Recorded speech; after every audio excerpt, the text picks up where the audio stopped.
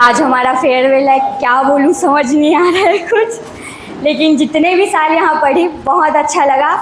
BSc तो खैर जैसे तैसे निकल ही गया, एमएससी में आने के बाद इतना अच्छा लगा। सर लोग भी इतने फ्रेंडली हो गए, फ्रेंड्स भी इतने अच्छे मिले, बहुत अच्छे से निकला एमएससी, बहुत मज़ा आया। अब ऐसा लग रहा है यहाँ से जाने का मन नहीं कर रहा है, बट जाना पड़ेगा।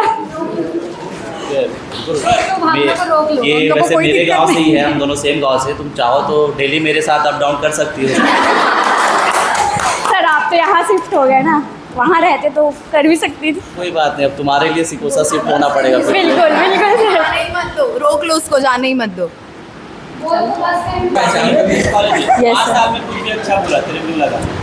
सर सब अच्छा ही लगा। 2 साल कैसे बीता पता ही नहीं चला। इसमें हम लोगों को बहुत कुछ सीखने को मिला टीचर्स द्वारा। मेरे को तो नीरज सर का मतलब पढ़ाने का तरीका एकदम अच्छा लगता था। सर हम लोगों के 2 घंटा 3 घंटा बैठने का एकदम प्रैक्टिस डाल दिया कैसे पढ़ना है। मैं बीएससी क्यों, तो उसमें इतना ज़्यादा पढ़ी थी, एमएससी में आके पता चला इतना पढ़ना पड़ेगा ऐसे रहते। और नेहा मैम थी, नेहा मैम को भी उसका पढ़ाने का तरीका भी अच्छा था। ऐसा लगता था मतलब जब मैम जो पढ़ाती थी आती थी और बस 10-15 मिनट में पढ़ा के चली जाती, तो ऐसा लगता क्या पढ़ाई कैसे। लेकिन जब पढ़ने बैठो तो लगा कि हाँ मैम ने पढ़ाया, उसे हम लोग पढ़ते हैं। और अगर कोई टॉपिक है जिसको मैम नहीं पढ़ाया उसको खुद से पढ़ने के लिए देखते थे, तो ऐसा लगता क्या काश इसको मैम पढ़ाई रहती तो ईजी हो जाती बस। और आरडी सर भी अच्छा पढ़ाए, लेकिन वही सर जब पढ़ाए तो उसको घर में जाके अगर एक बार नहीं पढ़ेंगे तो वो ऐसा है कि वो समझ ही नहीं आएगा। सर पढ़ाए तो उसको पढ़ेंगे तभी समझ में आएगा सर। और सबसे अच्छा तो मेरा नीरज सर का लगा।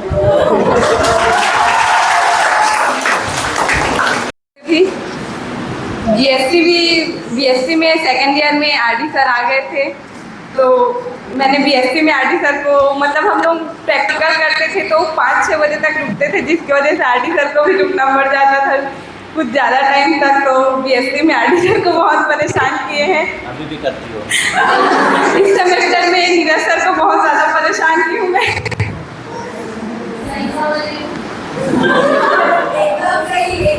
नीरज सर को भी लगता है कि तू बहुत परेशान किया सर को। मैं स्पेशली आरडी सर को थैंक यू बोलना चाहती हूँ। सर मेरा जो 3rd सेम में रिजल्ट इंक्रीज हुआ है वो आपके वजह से हुआ है। नहीं सर, आपने पहली टीचर मीटिंग में जो किया है क्या मूल मंत्र दिया इसको, जो इसका रिजल्ट इंक्रीज हो गया, हमारा तो नहीं हो पाया यार। क्यों? मेरा ये मतलब मेरे लाइफ का अभी तक बचपन से लेके आज तक का ये एमएससी सबसे खूबसूरत पल रहा है। मतलब मत रो भूमिका, मत रो। और मैं आगे जाके बिल्कुल नीरज सर के जैसे टीचर बनना चाहूँ। नीरज सर आपकी कुछ ज़्यादा ही तारीफें हो रही है आज। सर की बहुत तारीफ हो जा रही है और हर कोई बच्चा नीरज सर जैसे।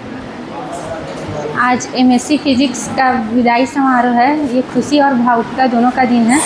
जैसे आरडी सर मुझे बताया कि उन्होंने 11 से पढ़ाया है, तो कम से कम 5-6 साल तो हो गए वो पढ़ाते हुए। काफ़ी अच्छा पढ़ाते थे, किसी का क्लास हो चाहे मत हो, लेकिन आरडी सर का क्लास ज़रूर होता था बीएससी में भी। और 11 तो हमारे क्लास टीचर ही रहे हैं आरडी सर, तो अच्छा एक्सपीरियंस रहा है मेरा। और कॉलेज का भी अच्छा एक्सपीरियंस रहा है। आपसे पीछा छूटेगा उसका।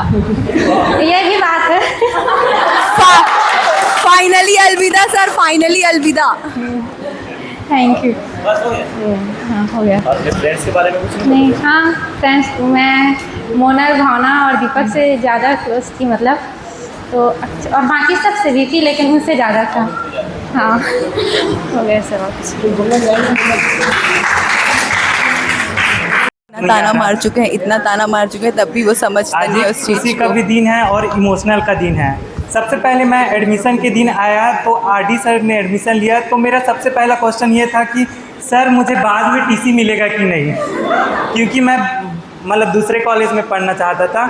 मैं अपना बता दूं, जो बीएससी बीएड किया है वो पूरा एकदम स्कूल लाइफ जिया है, पूरा एकदम प्रॉपर यूनिफॉर्म, स्कूल में 10 बजे तक 4:30 बजे तक रुकना, सुबह प्रेयर करना, शाम, मतलब कॉलेज लाइफ भी एकदम स्कूल लाइफ जिया है। तो मैं चाहता कि एमएससी एक ऐसे कॉलेज में करूं जहां एकदम फ्रीडम मिले। इसीलिए मैं एकदम मतलब जहाँ पढ़ाई का कोई टेंशन ना हो, ऐसा वाला कॉलेज में एडमिशन लेना चाहता था। दे दिया सर। यहाँ उसीलिए सबसे पहले मैं आरडी सर से पूछा कि सर मैं टीसी निकाल सकता हूँ कि नहीं, तो वो बोले कि हाँ बिंदास निकाल सकते हो ऐसा करके। लेकिन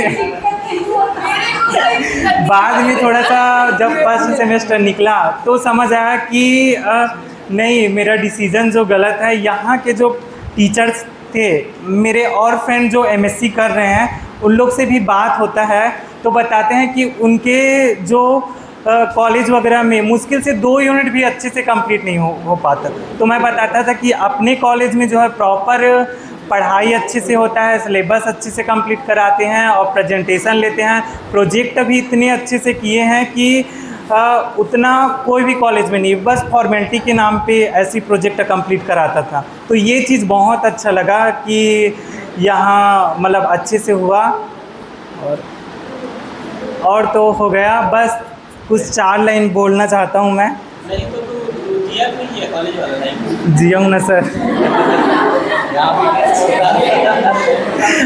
नहीं, लेकिन मतलब पूरा अभी तक से स्कूल लाइफ जो है वो चल ही रहा है समझो। कॉलेज वाला लाइफ एकदम जो फ्रीडम वाला है वो उतना जीने का मौका ही नहीं मिला सर। हाँ, और बस ये 4 लाइन कहीं पढ़ा था, मैं उसको बोलना चाहता हूँ। कॉलेज लाइफ शुरू हो गई तो लगा कि अब असली आज़ादी मिल गई, पर धीरे धीरे समझ आया आज़ादी के साथ जिम्मेदारी भी बढ़ गई। नए लोग मिले, कुछ दोस्त बन गए, कुछ सिर्फ क्लासमेट रह गए। बैठक की चाय में कितनी कहानियाँ घुल गई और फील्ड पे कितने निशान छोड़ गए।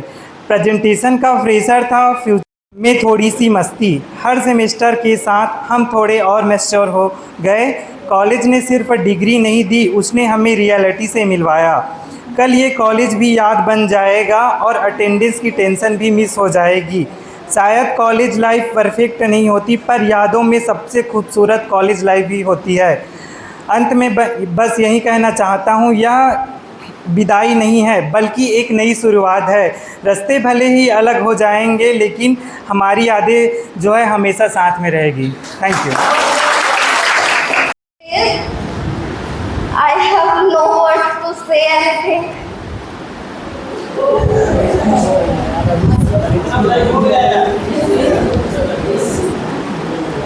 अभी से नहीं, लास्ट में बचाना है। रिकॉर्ड और जश्वी तोड़ेगी, रिकॉर्ड और जश्वी तोड़ेगी। हम लोग टिश्यू पेपर लेकर आए हैं।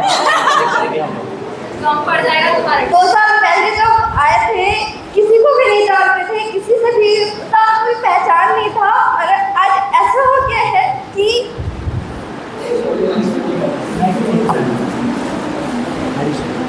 ऐसा लग रहा है कि लाइफ का एक पार्ट छूट रहा है पीछे। Sorry sir. ज़्यादा भावुक मत हो, देखो जीवन में आना जाना हुआ है। नहीं जाएंगे यार, छोड़ के नंदिनी नहीं जाएंगे।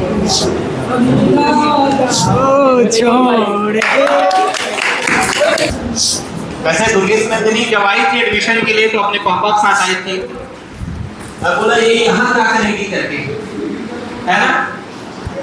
हाँ, बोले कि नहीं यहाँ इनके चाचा है करके। तो मैं बोला चाचा कहाँ है? तो बाद में पता चला जी हमारे टेक्नीशियन जो हरी साहब है वो चाचा है।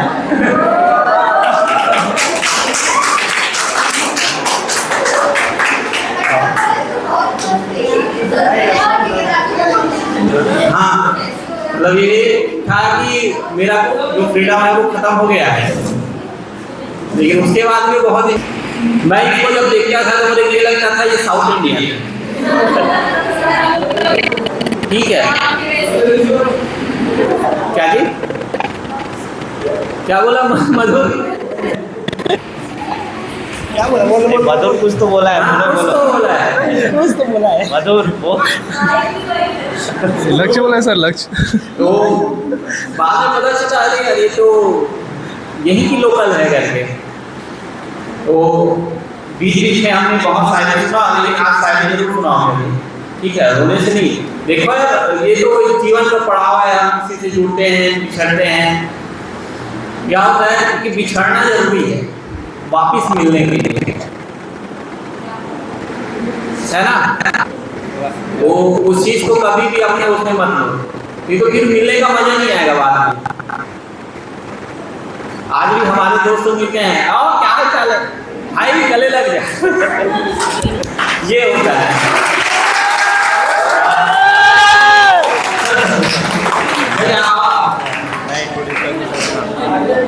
तो हमारे विश्व प्रसिद्ध टेक्निकल गुरु जी आ चुके हैं। आपका बहुत बहुत स्वागत है सर। और तो ये सब चीज लास्ट के लिए है, लास्ट हम जी भर के रो गए ना।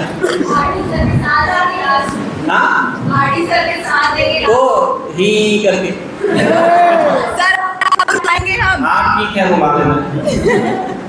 चलिए नेक्स्ट, तो शायरी गुरवीर बंदनी का। तो मेरी कविता का शीर्षक था मैं तुझे खिताब लिखना चाहती हूँ। इंतजार को अब मैं अपने इजहार लिखना चाहती हूँ। इंतजार को अब मैं अपने इजहार लिखना चाहती हूँ। तुझे मैं अपनी जीती हुई हार लिखना चाहती हूँ। पाकर तुझको खोया है इसका मुझे मलाल नहीं, पाकर तुझको खोया है इसका मुझे मलाल नहीं। तुम दूर होकर भी पास हो मेरे, ये बात ही तो कमाल सही। अब एक नया अध्याय एक नई किताब लिखना चाहती हूँ। अब एक नया अध्याय एक नई किताब लिखना चाहती हूँ। तुझे मैं उस किताब का खिताब लिखना चाहती हूँ। तुझे मैं उस किताब का खिताब लिखना चाहती हूँ। Thank you. कौन है चैप्टर कौन है न्यू चैप्टर कौन है जानना चाहते हैं। किताब का नाम फिलहाल नहीं पता है।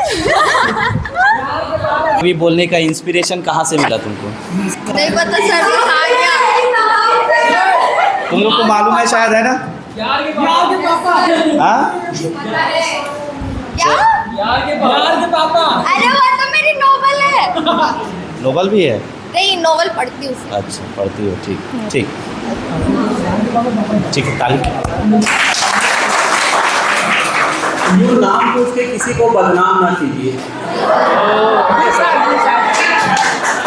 चलिए नेक्स्ट।